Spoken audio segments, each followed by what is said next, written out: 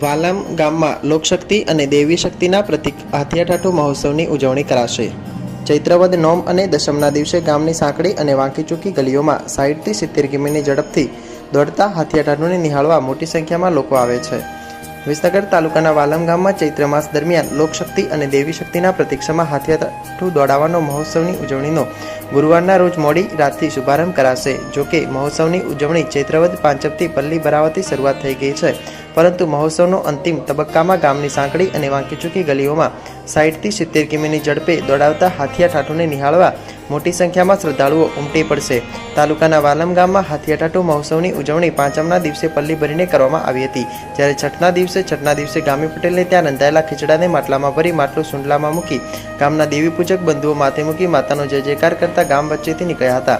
ત્યારે ગામના લોકો તેના પર લોટે લોટે પાણી રેડ્યું હતું અને આ ખીચડો માતાજીના મંદિરે પહોંચતા યજ્ઞકુંડની પ્રદક્ષિણા કરીને સુંડલા સહિત તેને યજ્ઞકુંડમાં પધરાવવામાં આવ્યો હતો, જેમાં માટલાનું હોડલું ન ભાગતા આ વર્ષે સારું જવાની ગ્રામજનોએ જણાવ્યું હતું। સાતમના દિવસે ગામના માળીભાઈઓ સમગ્ર ગામમાં ફૂલોના ગુચ્છ વહેંચ્યા હતા, જે ગ્રામજનોએ પુષ્પગુચ્છ સાંજે કુળદેવી સુલેશ્વરી માતાના ચરણે ધર્યા હતા। જ્યારે આઠમના દિવસે ગામના નાયકોએ હોકો ભર્યો હતો, જ્યારે મહોત્સવનો અંતિમ તબક્કો એટલે નોમ અને દસમ, જેમાં ચૈત્ર સુવદ નોમ ગુરુવારથી સવારથી ગામમાં મેળો ભરાશે। જ્યારે રાત્રિ દરમિયાન ગામના ચોપડિયા વિસ્તારમાં હાથીઓ, જ્યારે થડા વિસ્તારમાં ઠાઠું તૈયાર કરવામાં આવશે, જેમાં બંને રથમાં 4 પાણીદાર બળદો સાથેની જોડી ગ્રામજનો સાથે રાત્રિ દરમિયાન વાલમ ગામની સાંકડી અને વાંકીચૂકી ગલીઓમાં સુલઈ માતાજીના જય જયકાર સાથે 60 થી 70 કિમીની ઝડપે દોડાવવામાં આવશે। વાલમ ગામના આ મહોત્સવને નિહાળવા માટે ગામના અને વિદેશમાં રહેતા લોકો પણ અચૂક હાજરી આપે છે।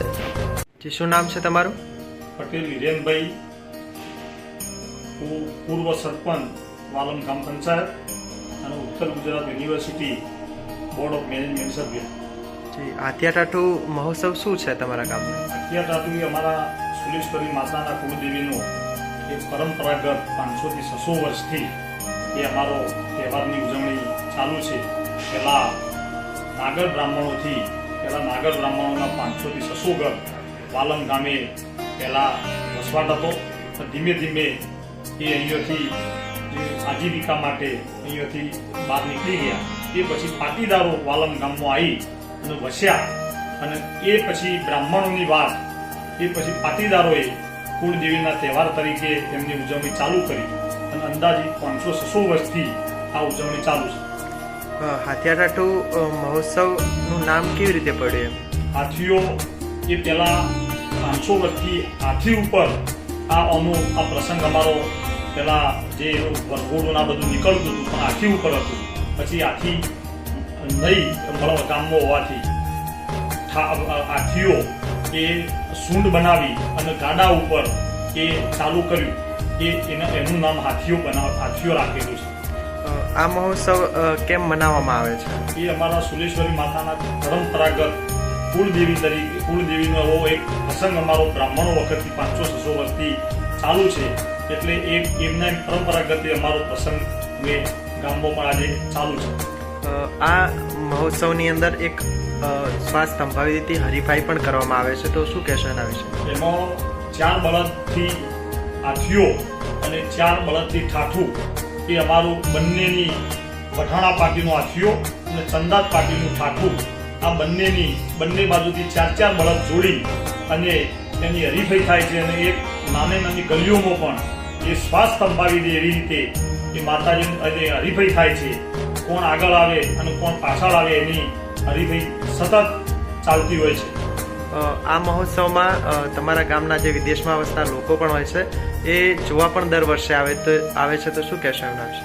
પહેલા તો જે પહેલો દીકરો હોય ત્યારે ફોરેનમાં રહેતા હોય તો પણ પહેલા દીકરાએ એ અહીંયા દર્શન કરાવવા માટે એ ફરજિયાત આવતા હોય છે। નાગર બ્રાહ્મણો પણ આજે ગામમાં નથી, પણ વર્ષે દાડે એ પણ પહેલા દીકરાએ એ હાથિયાનું ને ઠાઠાના દર્શન કરાવવા, ચંદાત પાટી એ ઠાઠાના દર્શન કરે અને વઢવાણા પાટીના જે હોય એ હાથિયાના દર્શન કરે, પણ એ માતાજીના દર્શન કરવા પહેલા દીકરાની માનતા પણ હોય છે, અને એ બોને દર્શન કરી અને માતાના ધન્ય અનુભવે એના માટે પણ આવતા હોય છે।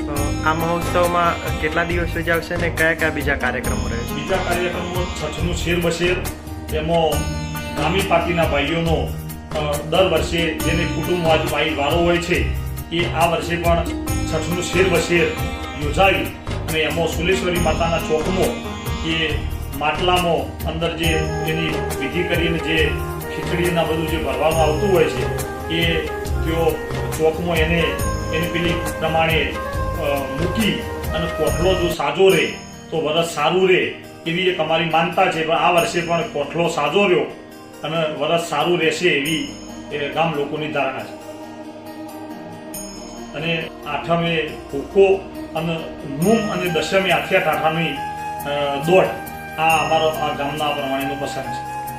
આ જે દોડ છે આખિયા ટાટુની, એમાં કેટલા લોકો જોવા માટે આવે છે? અંદાજે 50,000 કરતો પણ વધારે પબ્લિક અમને ભોણેજીઓ, આજુબાજુના ગામ, સગાવાલા, સંબંધી, ફોરેનથી પણ 50,000 કરતો પણ વધારે પબ્લિક વાલમ ગામમાં રાતે નૂમ અને દશમ ખૂબ ગુજરાત અને ફોરેન અમેરિકામાંથી પણ, ઓસ્ટ્રેલિયાથી પણ લોકો જોવા આવે છે.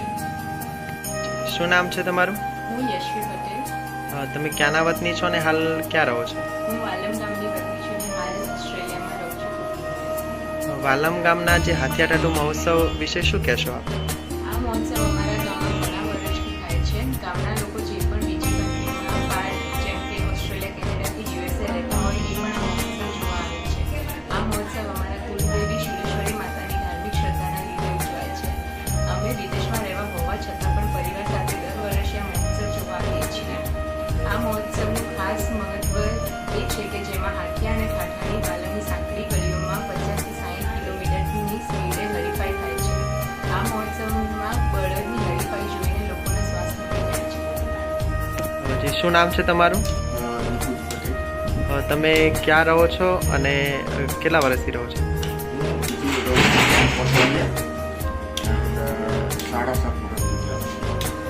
જી, આ વાલમ ગામે હાથિયા ટાટુ મહોત્સવ યોજાય છે અને તમે વિદેશમાંથી આવ્યા છો, તો શું કહેશો એના વિશે? સ્પેશિયલી લાઈક પૂરા ગામનો પ્રસંગ છે અને બંને ગાર્ડન રેસ થાય છે અને એમાં લાઈક માતાજીનો રથ કહેવાય તો માતાજીનો એમાં સત્વ એટલે એવરી યર અમે આવીએ છીએ. દર વર્ષે આવો છો તો અહીંયા કેવો માહોલ જોવા મળે છે અને કેટલા પરિવારો વિદેશમાંથી આવે છે? એવરી યર મોસ્ટ પ્રોબેબલી બહારથી રહેતા અમારા ગામના બધા માણસો આવે છે અને અહીંયા આજુબાજુ ગામના પણ માણસો આવે છે. હાથિયા ટાટુનો મહોત્સવમાં શું ખાસ મહત્વ છે? એટલે કેટલા લોકો જોવે છે અને એમાં શું હોય છે? એટલા લોકો એટલે ગામમાં આખું ગામ ભરાયેલું જ હોય છે. અમારા ગામનો આ પ્રસંગનો બહારથી વિદેશથી મળી કોઈ બી ઇન્ડિયામાં કોઈ બી જગ્યાએ હોય વાલમનો માણસ એ આ પ્રસંગમાં આવે છે.